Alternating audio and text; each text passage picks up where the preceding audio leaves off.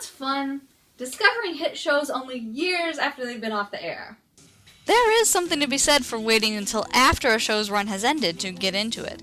The show has already been completed in its entirety, so there's less of a chance you'll be disappointed by rewrites, executive meddling, Flandersation, and drop storylines.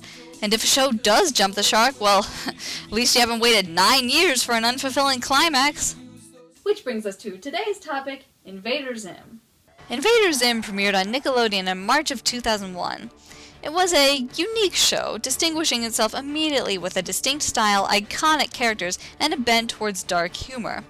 While a critical success that gained a cult following, the show had such a hefty budget that when ratings began declining, it was deemed too expensive and cancelled after only 2 seasons. It retains a fiercely loyal fan base to this day, but is mostly remembered in the popular consciousness for Hot Topic merchandise. I'd always kind of dismissed it as not my thing, but now that I'm giving it a chance, I'm surprised to discover that I actually really like it. Hey! You can't review Invader Zim without me! I've been a fan since I was 14! Don't you remember? Oh, hey, it's my good friend, Hideous Blob. Yeah, you are one of the biggest Invader Zim fans I've ever known. Why? Did you want to talk about it too? Yes, I want to talk about it! This show is my favorite! I love the expressive character artwork, the dynamic scenery and camera angles, the writing, and the surprisingly subtle characters, ranging from unusual hero-antagonist Dib, to apathetic and dangerous Gaz, to the confused and confusing failure of a robot that is Gur, to... This is the story of a girl who cried a river and drowned the whole world. And while she looks so sad in photographs, I absolutely love her when she's... I appreciate this show deeply on an artistic level. I would like to discuss it with you. I am normal. Okay, good. Me too. Yeah, me too. Yeah. I discovered the show in early 2008 after a few friends of mine talked about it on a Lilo and Stitch fan forum. I would like to say that I watched an episode and said to myself, yes, this is clearly a quality show, and I am smart and like quality shows. Therefore, I like this show. What really happened was that I was 14 years old, and I thought Zim was cute, so I became a fan. Then I spent 7 years watching every episode 30 times, and drawing lots of fan art.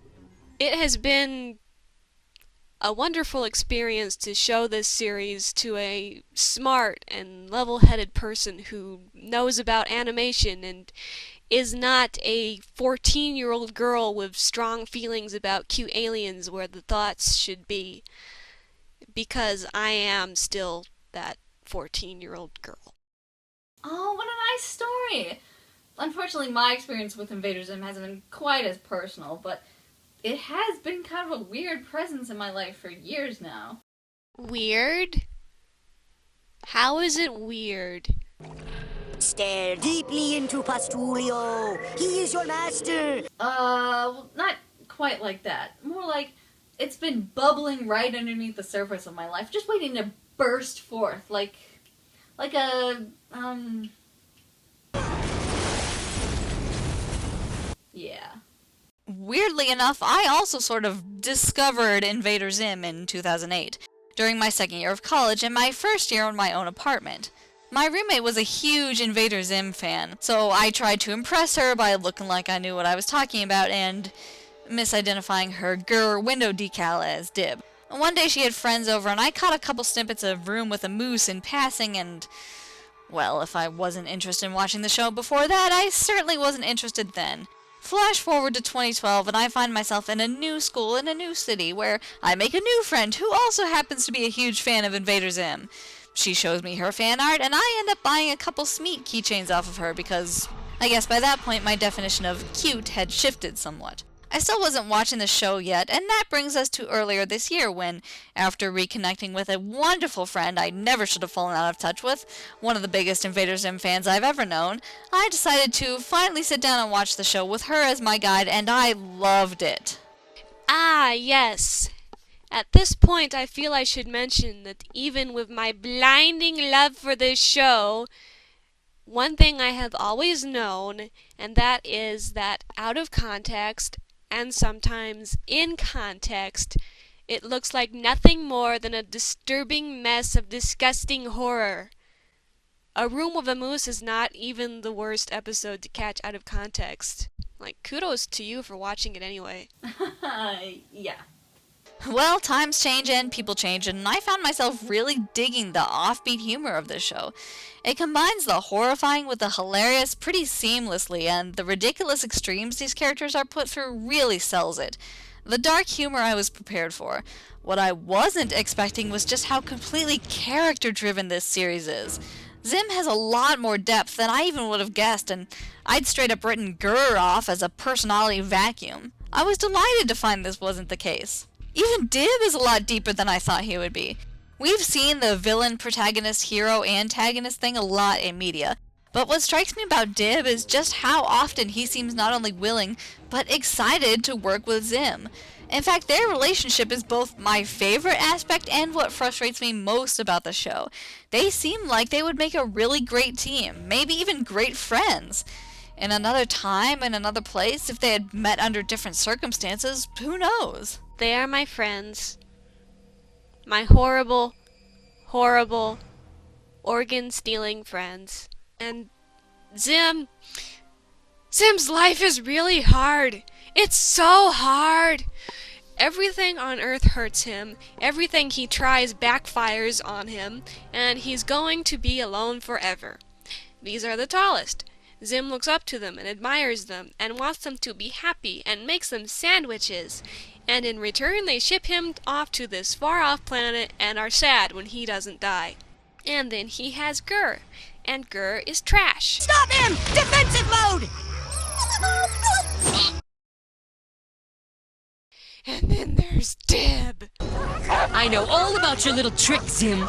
I must admit, it's a pretty good joke. I think it deserves some praise. Finally, the day has come.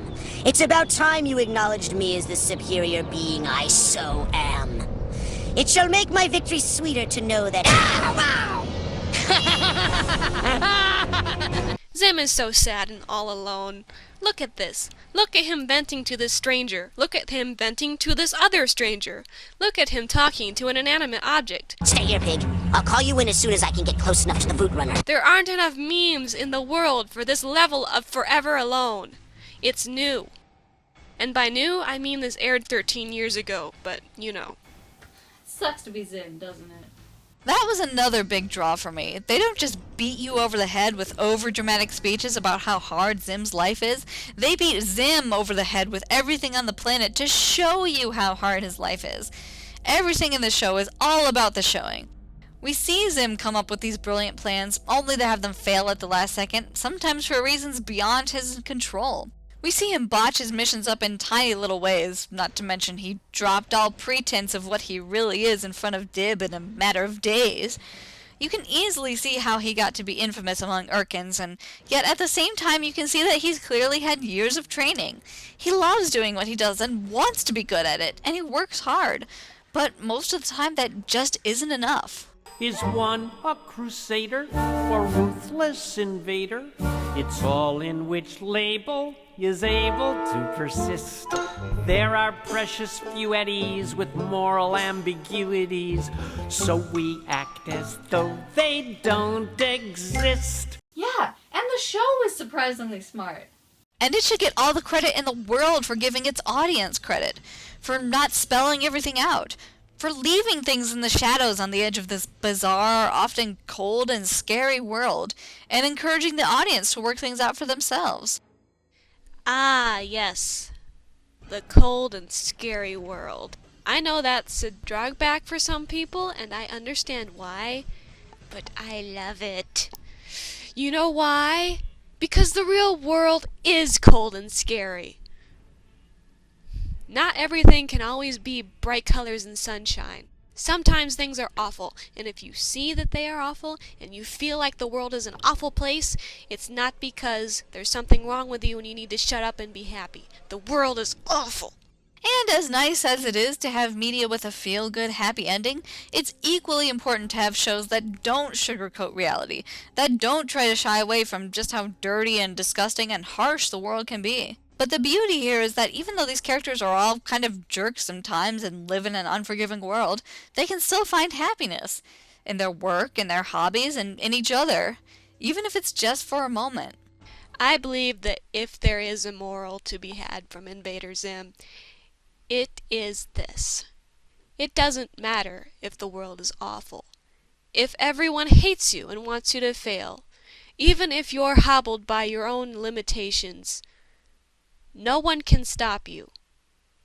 Nothing can stop you but you. It's not over till you say it's over. Period. It's also a nice reminder that looks can be deceiving, first impressions can be wrong, and something beautiful can be found in the strangest of places. In any case, I am so glad I finally decided to give this show a real chance. With a stronger story and more character development than I ever could have imagined, it's given me a lot to think about and tons of feels. When she smiles. Well, I think that about sums it up for now. Thanks for your help, Hideous Blob. Oh! Yeah! Well, I have much to do, so until next time, this is Hideous Blob signing off. And I'm eternally optimistic. Catch you guys next time.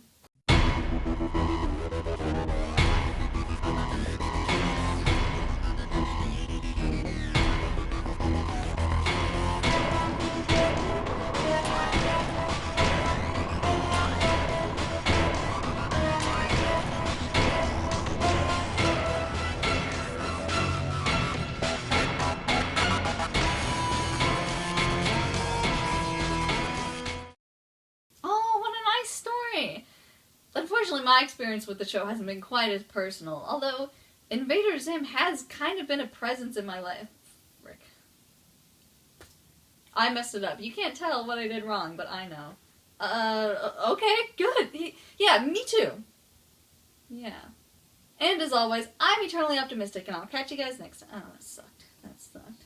And I'm eternally optimistic. Catch you guys next time. Alright, one of those has got to be good. Oh boy!